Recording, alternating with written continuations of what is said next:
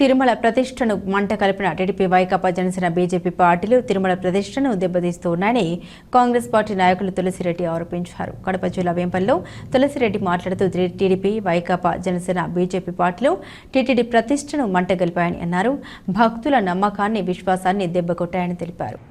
రాష్ట్రంలో అధికారంలో ఉన్న టీడీపీ జనసేన బీజేపీ పార్టీలు ప్రధాన ప్రతిపక్ష పార్టీ అయినటువంటి జగన్ పార్టీ వైకాపా పార్టీ ఇవన్నీ కలిసి తిరుమల తిరుపతి దేవస్థానం యొక్క ప్రతిష్టను తీవ్రంగా దెబ్బతీశాయి. భక్తుల మనోభావాల మీద, వాళ్ళ విశ్వాసాల మీద, నమ్మకాల మీద తీవ్రంగా దెబ్బ కొట్టాయి. ఒకవైపేమో టీటీడీ ఈవో శ్యామలరావు గారు ఆయన స్పష్టంగా చెప్తున్నారు. ఏమని? 5 కంపెనీలు తిరుపతికి నెయ్యి సరఫరా చేస్తున్నాయి. అవి 1 వైష్ణవి, 2 పరాగ్, 3 ఏఆర్, 4 కిర్పారాం, 5 ప్రీమియర్. ఈ 5 కంపెనీలు సంస్థలు తిరుపతికి నెయ్యిని సరఫరా చేస్తాయి. వీటిల్లో 4కి సంబంధించి ఏమాత్రము కల్తీ ఉందని రాలేదు. ఒక్క ఏఆర్ డైరీకి సంబంధించి కొన్ని సందర్భాల్లో వచ్చేసి కల్తీ నెయ్యి జరిగిందని చెప్పేసి రిపోర్ట్ వచ్చింది. ఆ రిపోర్ట్ వచ్చిన తర్వాత ఆ యొక్క ట్యాంకర్స్ను వెనక్కి పంపాము. ఆ నెయ్యిని లడ్డూల తయారీలో వాడలేదు. కాబట్టి తిరుమల పవిత్రత, తిరుమల లడ్డూల పవిత్రత దానికి భంగం కలగలేదు అని ఈవో శ్యామలరావు గారు చెప్తున్నారు. ఒక ఏఆర్ కంపెనీ సప్లై చేసిన కొన్ని ట్యాంకర్స్లో కల్తీ జరిగినట్టు వచ్చింది వాస్తవమే, కానీ వాటిని వెనక్కి పంపాము, వాటిని వాడలేదు. కాబట్టి లడ్డూ తయారీలో కల్తీ నెయ్యి వాడలేదు, అపవిత్రత జరగలేదు అని చెప్పేసి ఈవో చెప్తున్నాడు. కానీ సీఎం గారు ఏమంటున్నారు? లేదు, కొన్నిటిని వాడారు లడ్డూల తయారీలో, కాబట్టి కల్తీ నెయ్యి వాడినారు, అపవిత్ర జరిగిందని చెప్పేసి ఈయన అంటాడు. ఎవరి మాట నమ్మాలి? సీఎం మాట నమ్మాలనా?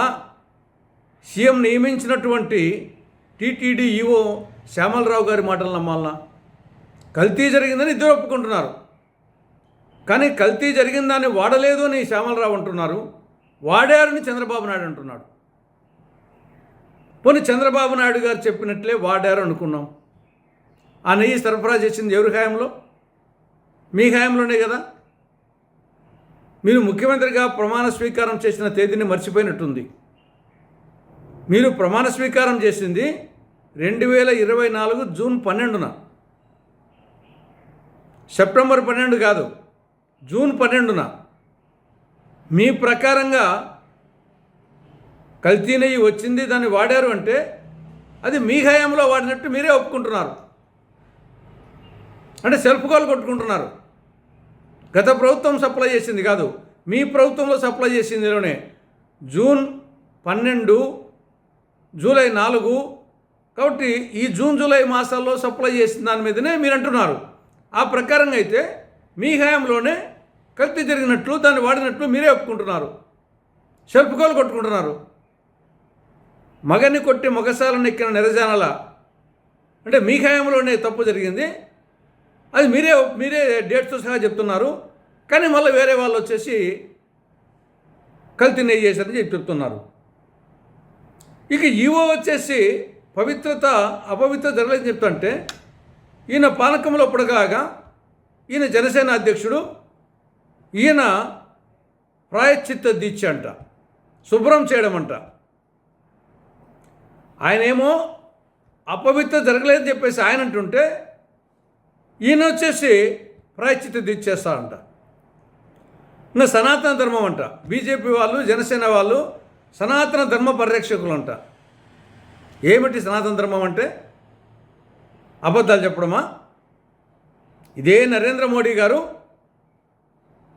తిరుమల వెంకటేశ్వర స్వామి సాక్షిగా తిరుపతి బహిరంగ సభలో మేము అధికారంలోకి వస్తే ఆంధ్రప్రదేశ్కు ప్రత్యేక హోదా, 10 సంవత్సరాలు ఇస్తామని చెప్పారు. అధికారంలోకి వచ్చిన తర్వాత ఇది ముగిసిన అధ్యాయం అని చెప్పారు. ఇదే పవన్ కళ్యాణ్ బీజేపీ 2 పాచిపోయిన లడ్లు ఇచ్చింది, రాష్ట్రానికి అన్యాయం చేసింది అని ఇదే పవన్ కళ్యాణ్ చెప్పారు. ఏమైపోయినాయి పాచిపోయిన లడ్లు? కాబట్టి ఇదే బీజేపీ నాయకులకు సనాతన ధర్మం మీద విశ్వాసం ఏముంటే నరేంద్ర మోడీని వెళ్ళేయండి. మీరు వెంకన్న సాక్షిగా ప్రామిస్ చేశారు, అబద్ధాలు ఆడుతున్నారు. ఇప్పుడు ఇది సనాతన ధర్మం కాదు, కాబట్టి రాష్ట్రానికి ప్రత్యేక హోదా ఇవ్వండి అని చెప్పేసి మోడీని నిలదీయండి. బీజేపీ నాయకులకు, జనసేన నాయకులకు నిజంగా సనాతన ధర్మం మీద అంత ప్రేమే ఉంటే ఆ పని చేయండి. అది మాత్రం చేయరు. సనాతన ధర్మం గురించి మాట్లాడుతూ అంటారు. ఏది ఏమైనా జగన్మోహన్ రెడ్డి ఈయన సెల్ఫ్ గోల్ కొట్టుకున్నాడు. కొన్ని దేవస్థానాలకు కొన్ని సాంప్రదాయాలు, నిబంధనలు ఉంటాయి. ఇప్పుడు మంత్రాలయం ఉంది. మంత్రాలయంకి పోతే చక్క బనిను తీసేసి లోపలికి పోవాలి, లేకుంటే అలా చేయరు. అదేవిధంగా శబరిమలలో మహిళలకు ప్రవేశం ఉండదు.